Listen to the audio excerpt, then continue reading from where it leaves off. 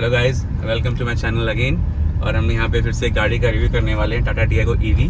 और घर से हम निकल चुके हैं और आधे घंटे में पहुँचने वाले हैं, तो बने रहिए और वॉच करते रहिए।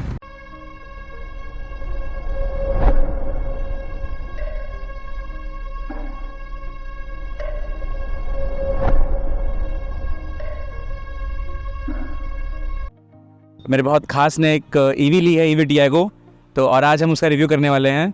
तो सबसे पहले बुलाते हैं टाटा टियागो के ऑनर को, मिस्टर संजय सिंह। आइए सर, स्वागत है आपका बहुत बहुत मेरे चैनल में। और सर कुछ आप कहना चाहते हैं तो? वैसे तो टियागो लेने का मेरा मुख्य मकसद था कि एक तो जेब के लिए भी फ्रेंडली है और सरकार की जो मंशा है कि 30 से पहले वो ज़्यादा से ज़्यादा ईवी पे आ जाए, 5 साल के अंदर वो 25% ईंधन कटौती करना चाहता है। तो सर अभी पॉकेट फ्रेंडली और इन्वायरमेंट प्रोग्राम जो गवर्नमेंट का चल रहा है, तो इन सबको बहुत प्रमोट करते हैं, बहुत ही इको फ्रेंडली नेचर के हैं सर। तो सर सबसे पहले आपसे ये पूछूंगा कि इतनी गाड़ियां हैं, मतलब एक से एक मॉडल्स हैं, डीजल में है, पेट्रोल में है, अभी तो सीएनजी भी काफ़ी आ चुकी है, तो ईवी क्यों और इसका क्या उद्देश्य था आपका ईवी लेने का?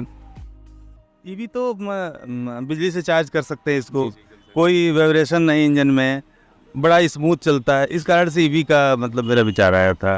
तो ये तो हो गई सर कि आपने ईवी क्यों ली, टियागो क्यों लिया।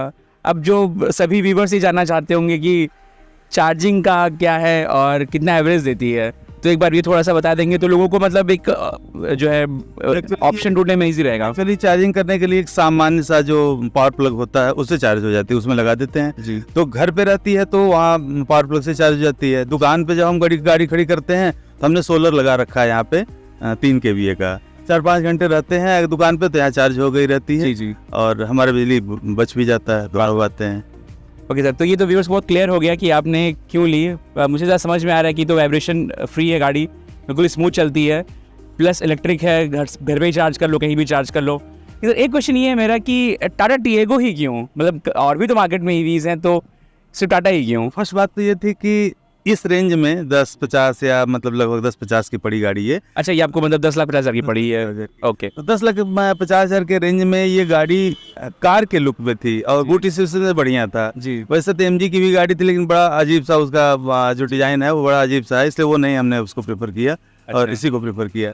फिर इससे ज़्यादा के रेंज में हम ले नहीं सकते थे, इसलिए हमको इसे लोकल ही चलाने के लिए यूज़ करना। अच्छा, मतलब आपने लोकल ड्राइव करने के लिए गाड़ी ली, इसको इस रेंज में लिए हम। प्लस ये टाटा की है तो हाँ टाटा है तो थोड़ा सा तो विश्वास है उसका जी, मजबूती। और ओके सर, तो अब ये चार्जिंग का तो समझ में आ गया कि आपकी 6 से 7 घंटे की चार्जिंग होती है, बट ये एवरेज आप अभी तक क्या निकाल रहे हैं? एवरेज चूँकि कंपनी तो देती है 315 की जी, लेकिन हम लोग टुकड़े में चलते हैं, कभी हम उसको हाईवे पे तो लेके गए नहीं जी। और पर्पज भी यही था कि टुकड़े मतलब यहीं शहर में ही चलेंगे। अच्छा। तो टुकड़े चलने में लगभग हमको लगता है 220-25 तो दे ही देती है। तो मतलब ये 220-25 का एवरेज ही इन सिटी निकाल रही है, तो इसके हिसाब से काफ़ी अच्छा एवरेज है। अच्छा सर, अभी तक तो हम लोग जो बात किए थे वो बात किए थे कि आप क्यों लिए, कैसे लिए, और पॉकेट फ्रेंडली है कि नहीं है, टियागो ही क्यों, ये तो वही बात खरीदने से पहले की। एक बार वो बताइए कि आप लेने के बाद का एक्सपीरियंस है। कोई भी गाड़ी हो तो ऑटोमेटिक ही है जी, इसलिए उसमें एक मोटर लगा, गियर की कोई बात नहीं, तो है नहीं उसमें, इंजन तो है नहीं। तो हम इसके पहले इग्निस की ऑटोमेटिक गाड़ी ही चला रहे थे, तो मेरे लिए तो बहुत आसान था, इसे बैठे चलाने लगे। वो जो आया था डेमोन्स्ट्रेशन के लिए बताने के लिए जी। तो वो कहे नहीं ठीक है हम चला लेंगे, कोई दिक्कत नहीं। अच्छा, चलाने में जितनी इग्निस की जबकि पेट्रोल गाड़ी है, और जितना उसका पिकअप पावर है उससे कहीं बेहतर इसका है नॉर्मल में। अगर हम इसको स्पोर्ट में डाल देते हैं तो उससे मतलब 2 गुना कर सकते हैं। अच्छा, कि इसका पिकअप पावर है, मतलब ये कह रहे हैं कि ये पेट्रोल या डीजल इंजन से ये पावरफुल इंजन है, मतलब तुरंत आपको रिलीज करना है, ज़्यादा उससे ज़्यादा पिकअप मिलता है और एकदम स्मूथ चलती है, जैसे कोई उसमें झंझनाहट या कोई वाइब्रेशन तो है नहीं, क्योंकि इंजन तो है नहीं इसमें कोई, तो बहुत स्मूथ चलती है, हल्की गाड़ी भी है। तो अभी तो बात हो रही थी सेफ्टी की, कि सेफ्टी का टाटा का लोहा है तो सेफ्टी की बात है। अच्छा, कंफर्टेबल की बात अगर की जाए, कितना कंफर्ट कितना है इस गाड़ी में, कुशनिंग में, चलाने में, तो कंफर्ट के हिसाब से आप क्या कहना चाहेंगे? अब कंफर्ट तो अपने रेंज में अगर हम 10-11 लाख 12 लाख की कोई कार लेते हैं जी, तो जितना कंफर्ट वो दे सकते हैं उससे कम तो कंफर्ट इसका नहीं है। अब इसकी तुलना हम अगर ज़्यादा महंगी गाड़ियों से 20 लाख 25 लाख के ज़्यादा की गाड़ियों में अगर करते हैं जी, तो फिर तो वो बेमानी है जी, भी समझ में आता है। तो सर ये रही बात ओवरऑल की। अब एक लास्ट की, मतलब जो मेरे व्यूवर्स देख रहे हैं तो उनके लिए ईजी होगा कि आप इसमें 5 में से कितना मतलब आप स्टार इस गाड़ी को देना चाहेंगे? मैं तो 5 में 5 दे दूं और बस चले, अगर कुछ और ज़्यादा होता तो देते इसलिए कि मुझे बहुत पसंद आई गाड़ी ये, और मैं इसको अच्छे से चला रहा हूँ, अच्छे से यूज़ कर रहा हूँ इसका। सर बस एक लास्ट क्वेश्चन, बस इसको ख़त्म करते हैं वीडियो।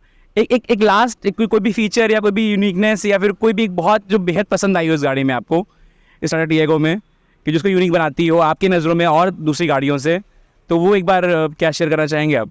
क्योंकि ईवी का तो मेरा पहला अनुभव है इसका जी। फिर भी सबसे अच्छी बात वही जो मैंने आपको बताया था कि इसका जो पिकअप है हमको बहुत अच्छा लगता है, और कोई मतलब अंदर से कोई आवाज़ नहीं है, तो ये बहुत अच्छा लगता है कि चलो इसको चलाना बहुत बेहतर। ओके, थैंक यू सर, आपका बहुत बहुत शुक्रिया, आपने ये अच्छा रिव्यू दिया, धन्यवाद।